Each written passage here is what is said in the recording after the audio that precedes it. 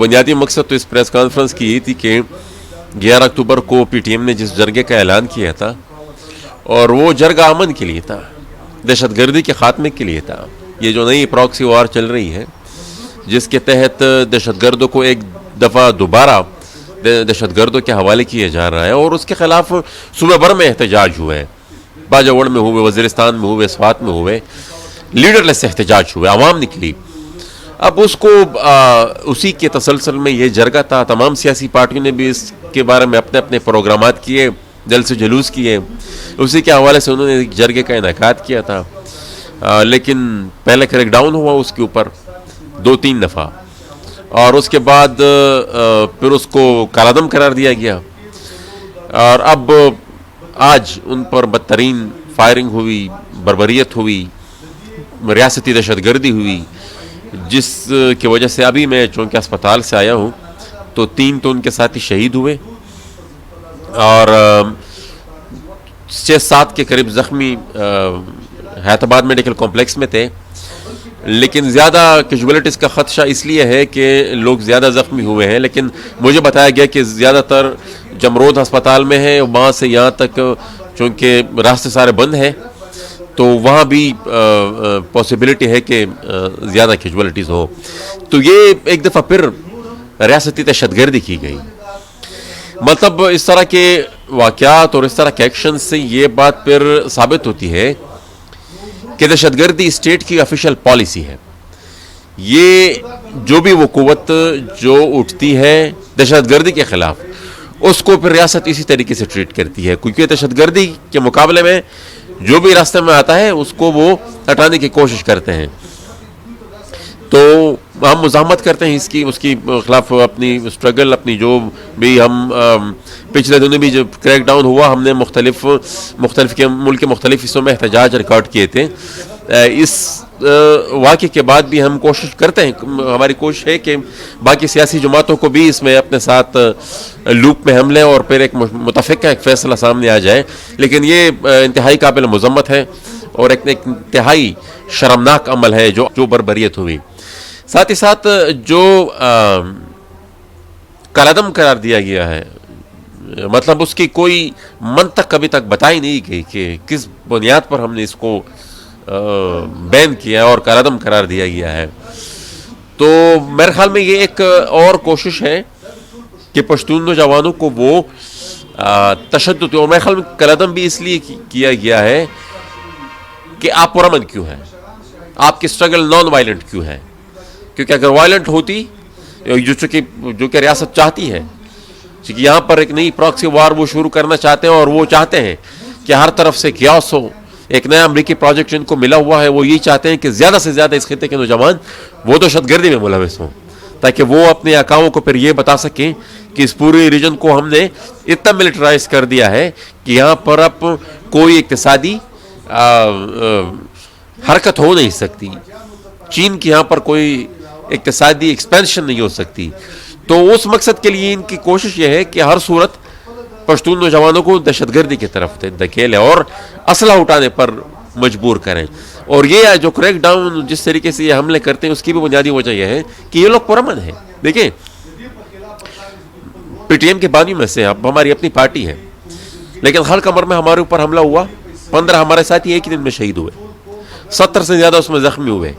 فوج نے بربریت کی، کسی نے جواب میں ایک پتھر بھی نہیں مارا، اور کافی شہداء اس راستے میں آئے، کسی نے پتھر بھی نہیں اڑا. ہمارے پارٹی کی عمر شیرانی کو چند دن پہلے درازندہ میں شہید کیا گیا. ہمارے اوپر الیکشن کے دوران فائرنگ کی گئی اور ہمارے 4 ساتھی اس میں زخمی ہوئے. 15 ہمارے ساتھی اس میں 4 ساتھی ہمارے شہید ہوئے، 15 اس میں ہمارے ساتھی زخمی ہوئے. خود مجھے گولیاں لگی، لیکن اس کو بھی ہم نے ریسپونڈ نہیں کیا کسی بھی وائلنٹ طریقے سے، پرامن رہے.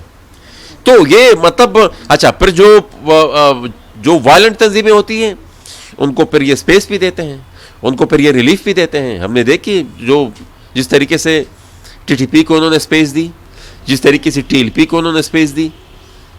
وہ وائلنٹ طریقے سے آتے ہیں، ان کو پھر ان پر پابندی بھی لگتی ہے، ان کو شیڈول 4 میں. پھر جب وہ جام کر دیتے ہیں پورا کا پورا اسلام آباد، پھر ساری ریاست کولیپس ہو جاتی ہے. کچھ عرصہ تک تو یہ کنٹرول کرنے کی کوشش کر رہے تھے کہ صوبہ وفاق پہ بلیم ڈال رہا تھا, وفاق صوبے پہ بلیم ڈال رہا تھا, لیکن اب دونوں ایکسپوز ہو گئے ہیں. مطلب وہ دونوں اب ان کو کہا گیا ہے کہ آپ کو اون کرنا پڑے گا. کل صوبائی حکومت نے بھی اون کر دیا ہے کہ بھئی ہم نے یہ, چونکہ اب وفاقی حکومت کا فیصلہ آ گیا ہے تو ہم اس کو تسلیم کریں گے, ہم ان کو جرگہ نہیں کرنے دیں گے. اب یہ کالعدم تنظیم ہو گئی ہے. تو اب تک تو میرے خیال میں جب سے ان کی حکومت بنی ہے کوئی حکم وفاق کا انہوں نے مانا ہے نہیں, لیکن اس پہ بڑے تابع دار, بڑا فوراً سے پہلے انہوں نے عمل کرنا شروع کر دیا. اور یہ جتنی بھی بربریت ہوئی ہے یہ ساری کی ساری صوبائی حکومت کے تحت ہوئی ہے.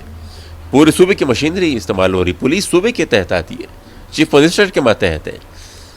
جتنے بھی انتظامیہ 3 MPO میں جتنے لوگوں کو گرفتار کیا گیا ہے صوبے کی بیوروکریسی نے گرفتار کیا ہے. مطلب یہ crackdown PTI کے لیے وہ فارمولہ نہیں ہے. مطلب اگر وہ یہ کہتے ہیں کہ بھئی وفاق ڈائریکٹ آرڈر کرتا ہے تو وفاق ڈائریکٹ آپ کے اپنے کارکنان کے بارے میں بھی وہ آپ کے کارکنان کے بارے میں نہیں کرتا جو اسٹریٹ اوے کنفرنٹیشن کر رہے ہیں ان کے خلاف. پی ٹی آئی سب سے زیادہ غیر جمہوری جماعت ہے. ان میں ان کے دور میں بربریت ان سے بھی زیادہ تھی, فسطائیت اس سے بھی زیادہ تھی, ان کے دور میں انسانی حقوق کی پامالی اس سے بھی زیادہ تھی. اور مطلب وہ ان کے خمیر میں ہے یہ ساری چیزیں. یہ غیر جمہوری اقدار, یہ غیر انسانی اقدار, یہ ان کے خمیر میں ہے. وہ اس سے آپ اگر چھپانے کی کوشش کرتے بھی ہیں وہ ان کی چیز میں وہ نہیں چھپ سکتی, وہ سامنے آئے گی. تو یہی ہے, ابھی سامنے آ گئی. 1-2 دن تک انہوں نے چھپانے کی کوشش کی, پھر اچھا یہ تو اب ان کے پاس پورا اقتدار نہیں ہے.